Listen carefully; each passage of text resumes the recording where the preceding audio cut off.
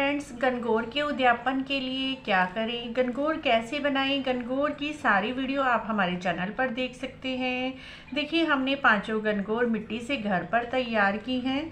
इसी तरह से आप मिट्टी से तैयार कर लें, वस्त्र पहना लें, जितना भी आप डेकोरेट करना चाहते हैं कर लीजिए।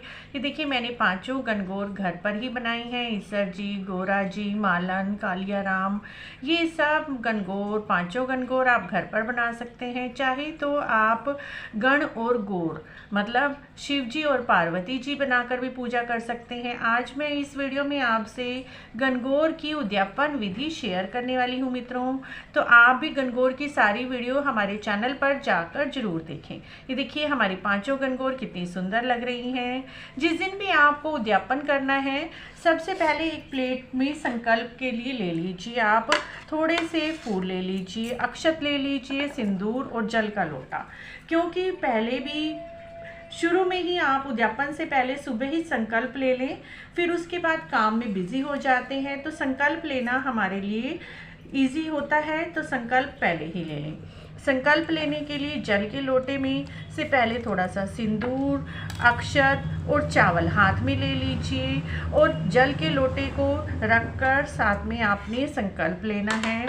कहना है, मैं घर की धरानी, बेटा बेटी की माँ, दोता दोती की नानी, पोता पोती की दादी, आज संकल्प लेती हूँ मैं अपनी गणगौर का उद्यापन करूँ। भगवान की कृपा से मेरे गणगौर का उद्यापन सफल करना। हे गोरा माँ, हे गण, आप मेरे उद्यापन को सफल करना। इस तरह से आपको उद्यापन का संकल्प लेना है और थोड़ा सा जल लेकर इस चावलों को प्लेट में छोड़ देना है और हाथ जोड़ने हैं आपने उद्यापन की सफलता के लिए।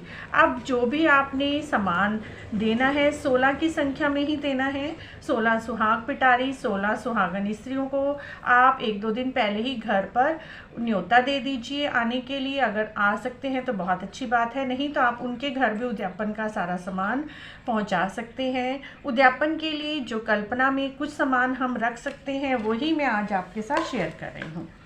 सबसे पहले मित्रों, एक बास्केट ले लीजिए। बास्केट को भी 16 चीज़ों में ही गिना जाता है। उसके बाद आपको लेनी है मेहंदी, सिंदूर, बिंदी और काजल। ये 4 चीज़ें तो आपको ज़रूर ही रखनी है, क्योंकि गणगौर की पूजा भी हम इन चारों से ही करते हैं।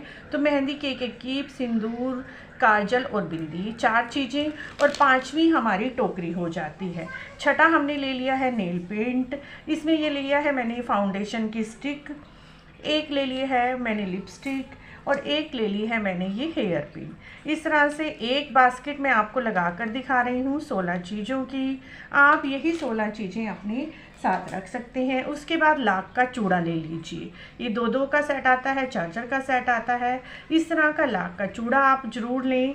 लाख के चूड़े देना तो बहुत ही शुभ होता है। उसके साथ ही कांच का कोई सामान, कांच का एक शीशा ले लीजिए।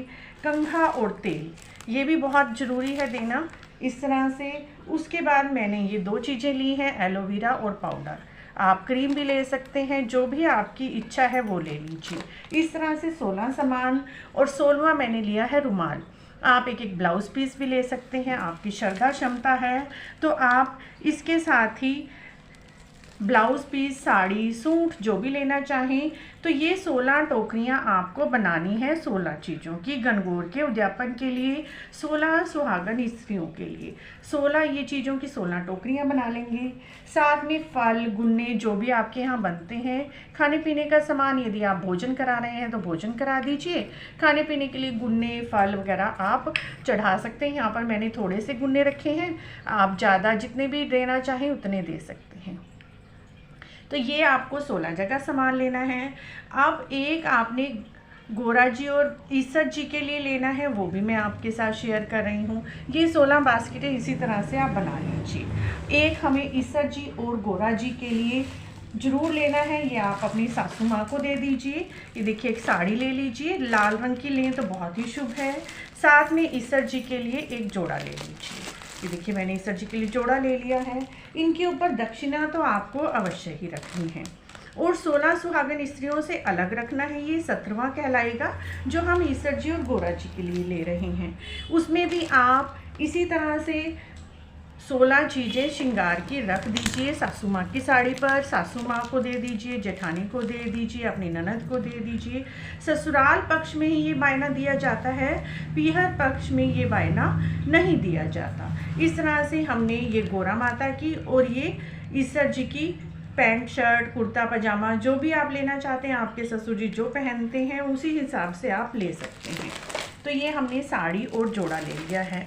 उसके बाद एक साखियाँ के भी कपड़े ज़रूर देने चाहिए। साखियाँ के नाम का आप एक टॉवल भी दे सकते हैं या कुर्ता पजामा दे सकते हैं। यहाँ पर मैंने साखियाँ, जो कि आपका देवर होता है, छोटा भांजा होता है, ननद का लड़का, किसी को भी आप साखियाँ बना लीजिए। उसके लिए भी आप एक जोड़ा और दक्षिणा अवश्य ही दें, जो हमारे उद्यापन की हामी भरेगा, जो हमारे उद्यापन का साक्षी होता है, जिसे माना जाता है। ये उद्यापन का सामान आपको मिनस कर देना है। एक लोटे में जल ले लीजिए और अपनी चुन्नी के पल्ले में थोड़ा सा जल लेकर ये सारा सामान आपको मिनस देना है। इस तरह से गणगौर का उद्यापन किया जाता है और गणगौर के उद्यापन को सफल किया जाता है। ये उद्यापन आप शादी के पहले वर्ष कर सकते हैं, 16वें वर्ष कर सकते हैं। जब भी आप करें तो इस तरह से करें कि इसका फल आपको पूरा मिलता है। तो इस तरह से ये गणगौर का उद्यापन आपको एक बार अवश्य ही करना होता है। ज़्यादातर लड़कियां पहले वर्ष में ही कर लेती हैं या फिर शादी के 16वें वर्ष में इस उद्यापन को किया जाता है। मित्रों, आपको भी गणगौर जी के उद्यापन की यह जानकारी विधि कैसी लगी? अगर अच्छी लगी है तो आप हमारे चैनल को जरूर सब्सक्राइब करें, लाइक करें, वीडियो को शेयर भी करें।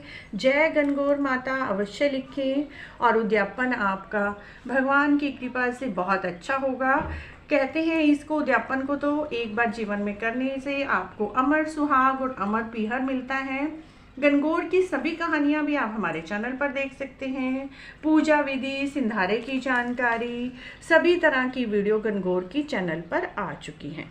मित्रों, यदि आपको भी गणगौर के उद्यापन की यह जानकारी अच्छी लगी है तो इसी तरह की और जानकारी के लिए हमारे चैनल को जरूर सब्सक्राइब करें, लाइक करें, वीडियो को शेयर भी करें। जय गणगौर माता अवश्य लिखें।